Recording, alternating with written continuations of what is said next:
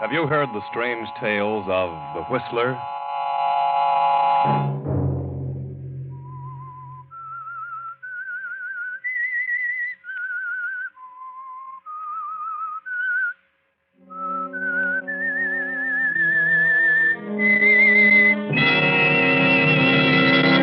I'm the Whistler. Don't. Not again, please. I can scarcely think now. I won't be able to think at all if you do it again. Please, I couldn't stand it. There just won't be anything left if you do. Please. Another Saturday night, and again, CBS presents The Whistler.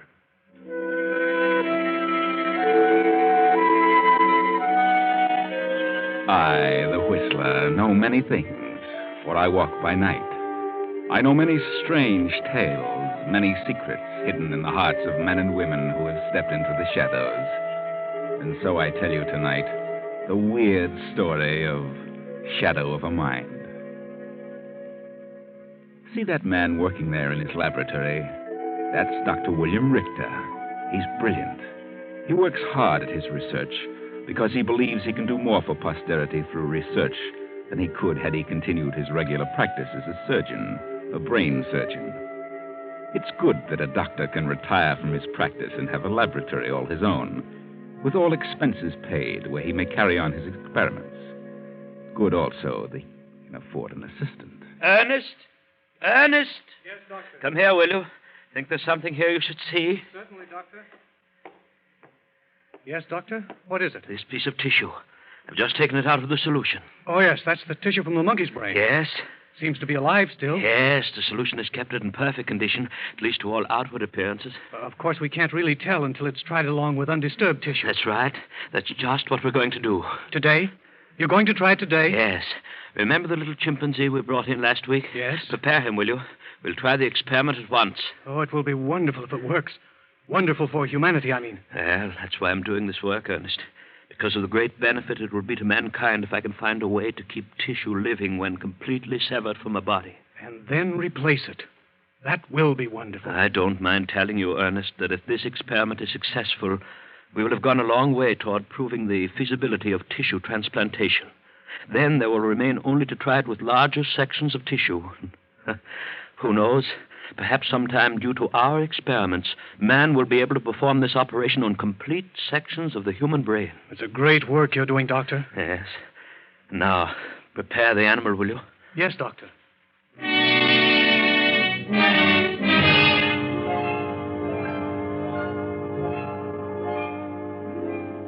Yes, a great work, Doctor. Such a benefit to mankind. And such a benefit to you if it's a success, and to those whom you love. Come in. Oh, Elaine. Hello, I'm glad to see you. Oh, I didn't want to disturb you, Father, but I've wonderful news.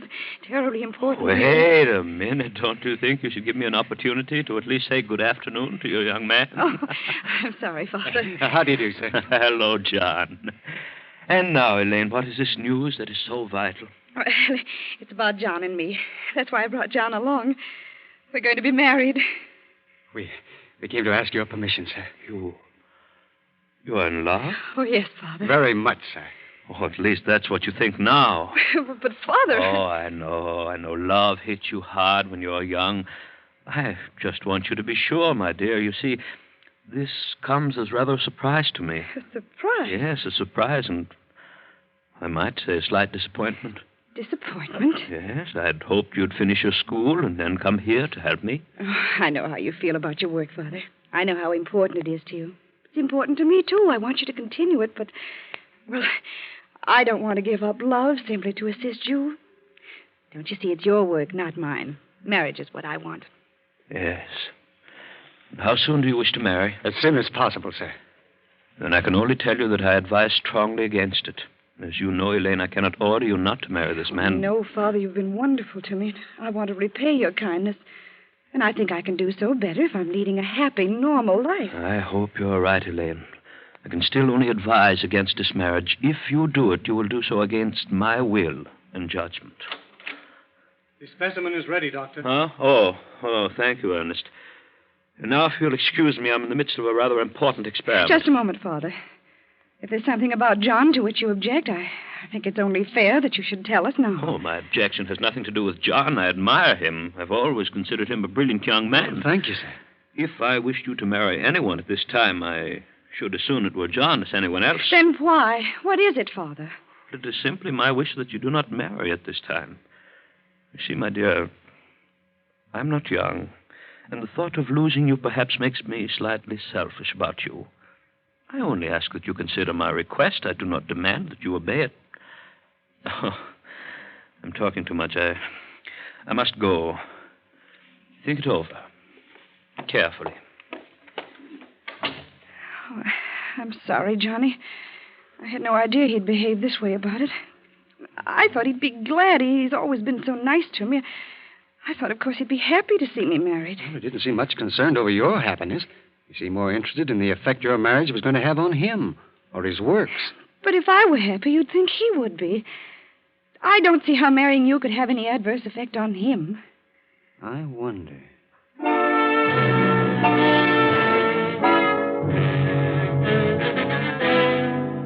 Several days have passed during which John has thought about it, wondered why the doctor doesn't want his daughter to marry, thought and searched for a reason, and he's found that reason. But he hasn't told Elaine, not until he has another talk with the doctor privately. John and Elaine are driving along the twisting highway to her home. Why on earth did your father ever have his laboratory in such an out-of-the-way place? Oh, he works a lot with animals. They might disturb people if he had close neighbors. Yes, I suppose so. Looks as though he might have picked a straighter road. Johnny, why are you so certain that you can convince Father our marriage is the right thing? Well, the only reason he objected was because of what it might do to him. I know what that was. And I can assure him that the result of our marriage won't be what he feared. But why won't you tell me? Oh, now, darling, don't you worry about that. Here, give me a kiss. Oh, Johnny, Johnny, look out! The bridge! Look out! We're going over!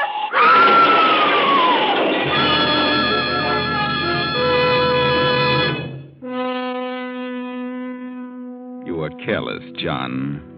You needn't have had that wreck if you'd been watching. Even in your haste to settle things with the doctor, you should have been more careful. More careful with the life of the woman you loved. Now her father works feverishly trying to bring her to. Will she? Quiet. Looks pretty bad. I'm afraid it's a concussion. Yes, but will she? I suppose you are satisfied now. Should have forbidden her seeing you rather than suggesting it would be better for her not to marry you. Oh, I'm sorry. I'm terribly sorry. I wouldn't have had her hurt for the world. Then why did you insist on going out? I love her. Oh. I do love her. And I hope she loves me. If she's still willing, I'm going to marry her just as soon as she's able. Well, looks as though it would be some time before she's even able to discuss such a matter. But she will be all right, won't she? I mean later. You'll do all you can now, won't you? She is my daughter. I shall do anything in my power to help her. However, I shall undertake it because I want her to get well, not because you do. Oh, I know how you feel about me. I came here to tell you that our marriage would make no difference in your plans.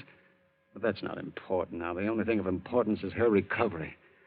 I want you to know if there's anything I can do, you can count on me. What you can do probably will not be much. However, we shall see.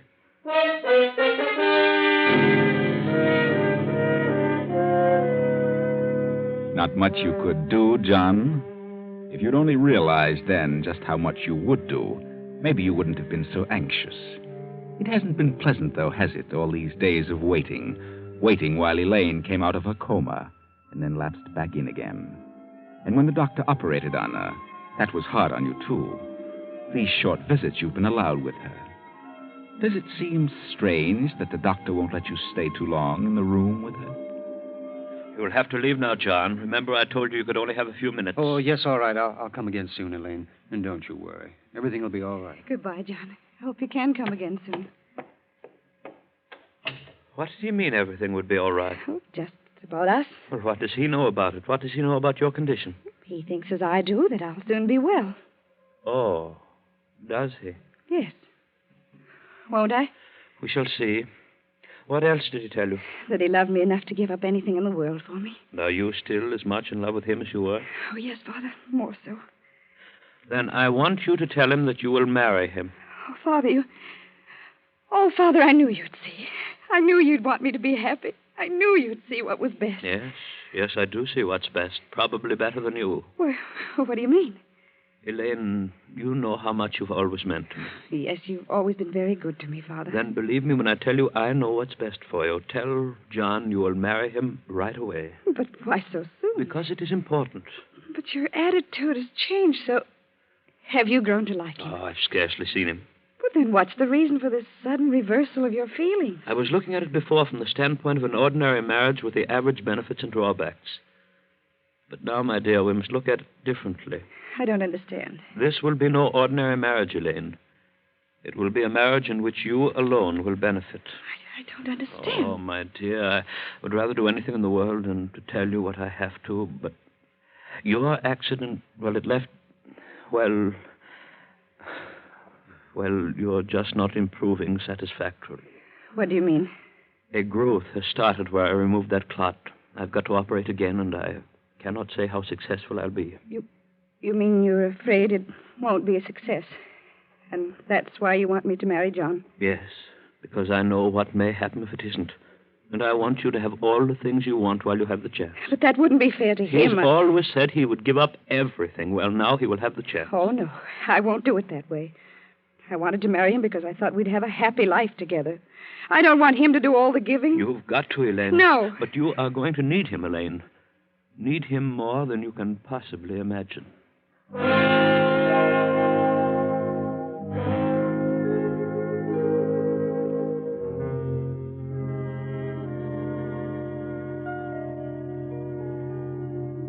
so that is the way things are, John. She told me how much you love her, and now's your chance to prove it. Oh, Elaine, the poor girl. It's awful. Oh, there's not a thing I can do except try and prolong the final outcome. She may go on for years this way, but someday she will crack and her mind will become a complete blank. She's going to need somebody then. Somebody that loves her as much as you say you do. Oh, there's no question about that. Of course I love her. And you will still marry her after what I've told you? Well, yes, of course. That can't make me love her any less. Then you will try and convince her that it is best that she marry you. Yes, I will. Because, you see, regardless of what you think, I do think it's best. I always have. I think so, too. Now.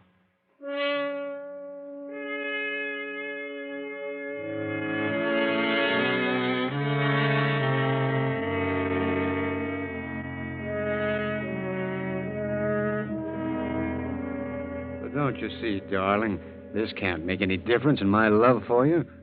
Simply that you've got to undergo another operation. Yes, but Father said he couldn't be certain how it would turn out. I think he's pretty certain.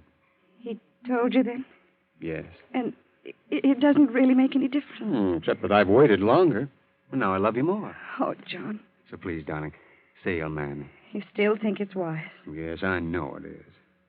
All right, John. I'll marry you. When? How soon? Any time you say, John.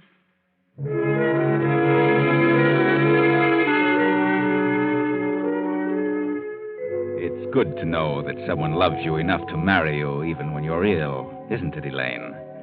Only you don't know what John knows. You think you have a chance, but John knows better. The doctor told him. He loves you enough to give up anything, though. Yet he doesn't suspect what he's going to be called upon to do, and neither do you, Elaine. Neither do you. But the doctor knows. He knows what sacrifices both he and John must make for you. Oh, Doctor? Doctor, can I speak to you for a moment? Oh, of course. What do you want? It's about Elaine. She seems to be getting worse. She's been in a coma every time I've seen her in the last several days. Yes? Is she really worse? Do you know what's causing the comas? I do. Well, isn't there something you can do, some way to stop them? I have something in mind. I shall have the opportunity to try it soon. And you think you can? We can only hope.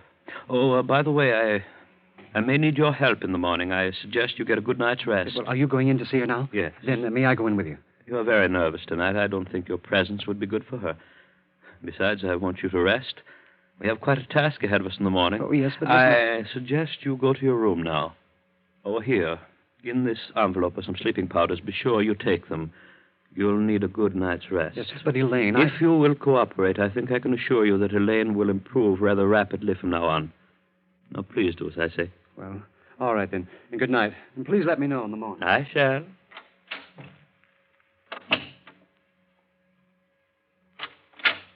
Elaine? Elaine, dear, are you awake? Elaine? Oh, Father. Wake up, Elaine. I didn't realize I'd been asleep. Didn't you? No, I don't feel as though I'd been asleep exactly. Oh, don't worry about that. I want to talk to you. What about?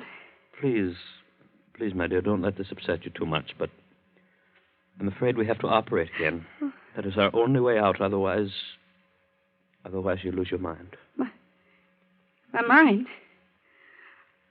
Oh, Father. Easy, Elaine. I told you there's a way out. Way out? Yes, you see, I have known for a long time this was going to be necessary. The growth has started again, and it's spreading. And wherever it's spread, that part of your brain is dead. So I must remove that part. But I must trust you, Father. I know if any surgeon can do it, you can. I can remove it, I'm certain of that. The question is, in what condition it will leave you. What do you mean? Well, it's too large a part of your brain to leave you, well, entirely the same. It's the part that controls your will. We can't just remove it and leave you that way. But how? That is where John and his willingness to sacrifice for you comes in. I don't understand. I'm going to perform the same operation on John. But there's nothing wrong with John's brain. No? He has a brilliant mind. I know. That's why we chose him. We chose him? I don't understand. I told you once that you were going to need somebody that really loved you. Somebody willing to give up everything for you. And that's why you wanted me to marry him. Yes. You see, it was the only way to save my little girl. He seemed like a very intelligent young man. That was important because, you see, I didn't want just anybody's brain taking the place of that part of yours which I shall remove. You mean you're going to... Yes. Oh, Father, listen to me. I love John. You can't do this thing to him. Oh, let me die. I don't want to live if it means this. Please, Father, listen to me. I'm probably the only brain surgeon in the world who can do it, and I've prepared well. Everything is ready, including John. Father, please. Oh, you mustn't become overwrought, Elaine. Here, I'll just give you this hypodermic. There, and it will quiet you. Oh, but Father... Don't you see, my dear, if I succeed in this, it will be just like handing back life to the little girl whom I love. But if you fail, Father... There's no reason why you should fear any ill effects. But John... I'm perfectly confident that the operation will be a success from John's standpoint as well. But even if I do fail, it will be better than letting you live on without a mind. Father, you can't do this. You're mad. That's it. You're mad. Father, you're mad. You couldn't dream of such a thing if you weren't. I not only can dream of it, I'm going to do it. And when it is over, you'll be glad you had a father who was willing to do this for you. Father... Quiet, Elaine. Soon the medicine will take effect and you'll be unconscious. And when you waken, a part of John's brain will have taken the place of that part of yours that's diseased.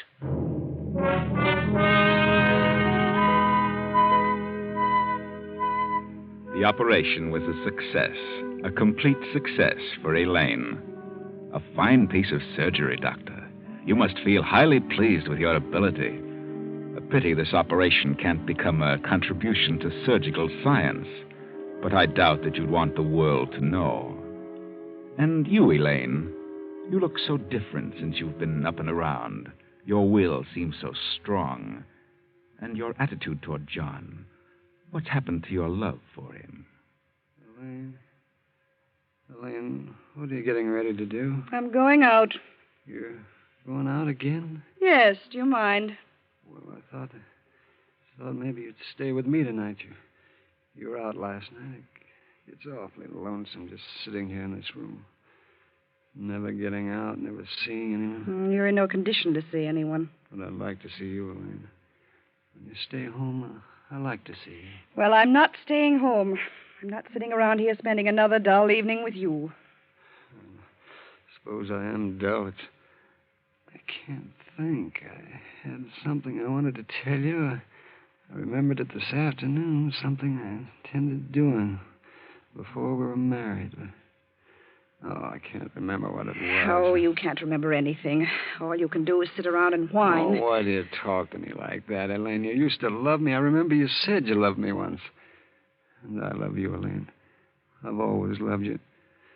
What have I done to make you stop loving me? Don't you know? Well, it seems like there was something I did that concerns you, but I don't just remember what it was. You really don't remember, do you? No. I wonder if you ever really knew. You're very smug about it, Elaine. Is that a normal way to treat a man who gave up so much for you? Oh, but you're not entirely normal anymore, are you? Maybe that's because you're no longer completely Elaine. You have parts of two minds, yours and John's, his will. You couldn't be expected to have completely normal reactions. No, not with two minds. Elaine, may I come in? Certainly. Thank you. Not at all. What do you want, Father? Elaine, I hardly know how to say this, but I've got bad news for you. About your trouble. Those X-ray pictures we took, they show a return of the growth. We didn't get it all last time. Is it bad? Well, it's very small now. If we get it soon enough, we should be safe. Then you're going to have to operate again. Yes, if we're to save your mind. And what about Elaine? What's going to happen to her? What did you say? I said... Funny, I don't remember what I said. Never mind. Do you think John will be agreeable? Oh, he's agreeable to anything I want. He doesn't seem to do anything of his own volition. Just what I wish him to do. Then you had better tell him. All right. John! John, come in here. He's been a very good husband for you, Elaine. Yes, hasn't he? Not as husbands go, perhaps, but... You tell me to come in here, Elaine? Yes. Well, John, do you still love me? Oh, you know I love you. I always have. Then you can do something more for me. Oh, well, that's good. What can I do for you, Elaine? The same thing. Again. The same thing? Well, I don't remember. Oh, no. No, I didn't do anything for you. You did something to me. Don't do it again. Not again, please. I can scarcely think now. I won't be able to think at all if you do. I couldn't stand it. There just won't be anything left. Oh, yes, there will. There will be me. And you love me. Remember, John?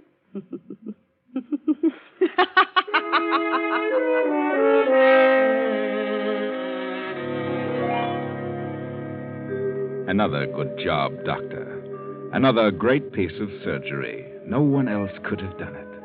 The first time, taking just the part of John's brain which controlled his will, giving that to Elaine and making her will so strong she cared nothing for anyone but herself, and leaving John so that he'd resist no more. That was well done. And this time, just a little bit more. Only this time you made a mistake, Doctor. This time you took too much of John's brain. This time you took the part that remembers. You took too much, Doctor, and now John is dead.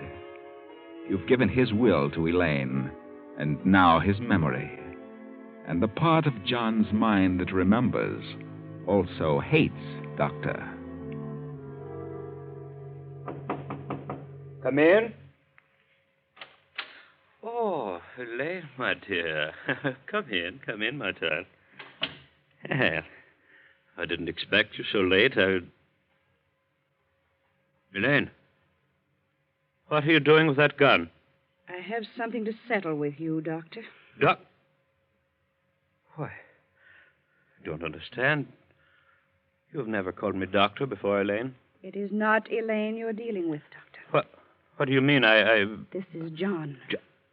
You killed my body, but you put my mind in this body. My will and my memory. This body is Elaine's, but these thoughts are John's. That is impossible. Not for you, Doctor, not for the great brain surgeon. Well, this time you've gone too far, you and Elaine. You took my mind, only you took too much of it. And now it is no longer Elaine. It is I, John, who controls the actions of this body. And the mind of John hates you for what you did. I only did it to save my little girl. But had you not objected to the marriage in the first place, nothing would ever have happened. What do you mean? I remember now.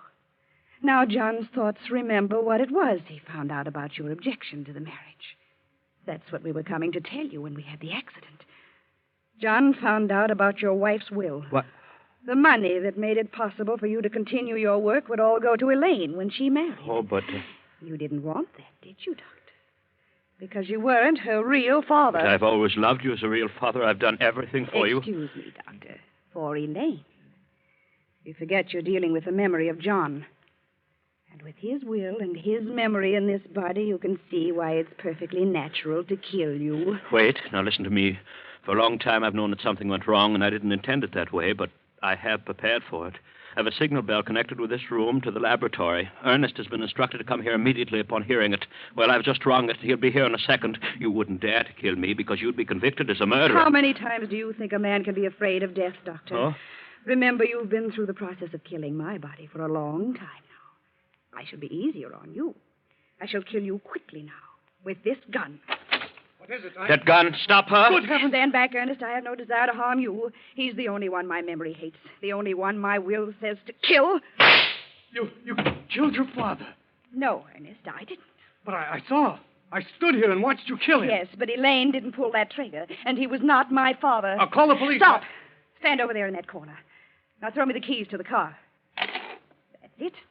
Now stay here. If you try to follow me, I'll kill you.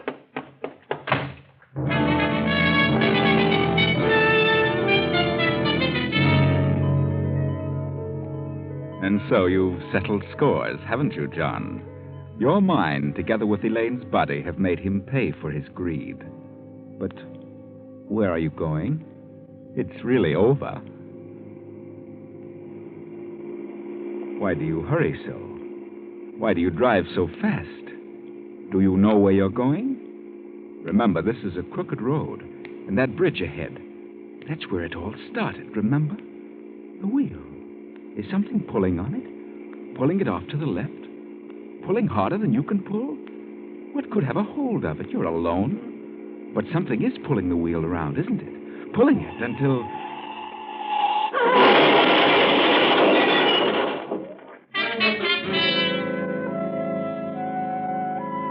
That's really the best way. They couldn't go on with John's mind and thoughts in Elaine's body, and now they're all dead. John, William, and Elaine. John, the innocent victim. Elaine, the guilty accomplice. And William, the great brain surgeon who tried so hard to save Elaine. You think so? Well, what neither of them knew was that there was never anything wrong with Elaine's brain in the first place. Her comas were induced by medicines administered by William in his efforts to convince them that something was wrong with her. Because that way, he'd have a reason for attempting his fiendish experiment in brain surgery. He was a good surgeon. He was too good. But he didn't think his transplantation of brain tissue might also carry with it the will and memory. And when a will as strong as John's combines with the memories he had, well, you could hardly blame him for killing the doctor, could you?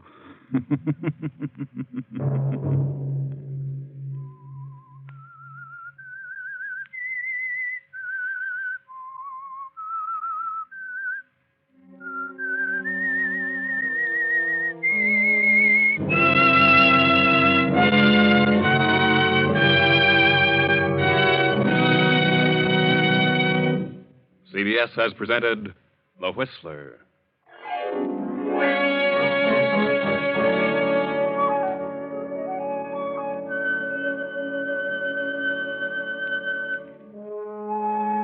Original music for this production was composed and conducted by Wilbur Hatch. Tonight's story was written by Dwight Hauser and directed by J. Donald Wilson. The Whistler originates from Columbia Square in Hollywood. Next week, same time. I, the Whistler, will return to tell you another unusual tale. Good night. This is CBS, the Columbia Broadcasting System.